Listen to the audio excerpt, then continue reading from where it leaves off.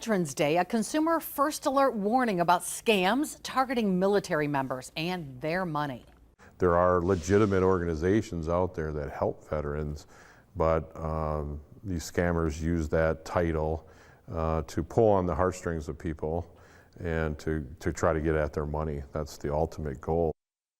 And as always on Fridays, Tammy Elliott joining us to talk about this newest scam, a website specifically created for veterans. I didn't realize that this was such a big issue. It really is. There are so many reports, Cammie, over 193,000 reports of fraud or scam from members of the military, veterans, their spouses. That was to the Federal Trade Commission last year, and over $477 million lost. Such a big issue that there is now a website to help veterans and to help military members. It's called vsafe.gov, and the key here is learn, detect, protect. It's kind of a one source for veterans to go to, military members, if they have questions, if they're wondering. I mean, these are the scams that we talk about on a regular basis, but they're finding that members of the military are being targeted more and they're losing more money. So this new website launched a little earlier this year, and they really want people to know that there are resources out there to stop and,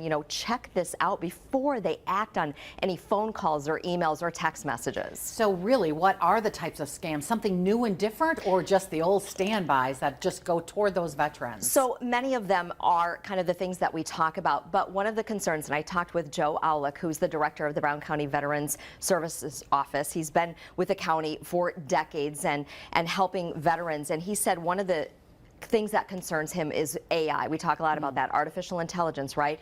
And he's concerned that the scammers are getting better at committing these scams and these attempts. So a couple of things he wanted to highlight with Veterans Day coming up. So you might get a phone call and it might sound like a legitimate charity, a veterans charity or military, someone. Maybe from the government or something? Something connected to that. Right. And then also people targeting veterans benefits. That is a big fear, fearing that you could lose your benefits, or on the other hand, maybe there's a way to enhance your benefits and they will have high pressure calls or charge fees. And he says he wants you to know that these do not, they don't cost, to get your veterans benefits. So he said big key here is to reach out and to ask questions and to stop and really share this information too as we're approaching Veterans Day about these scams that are happening. So what should people do if a veteran says, oh my gosh, I just got this call last week?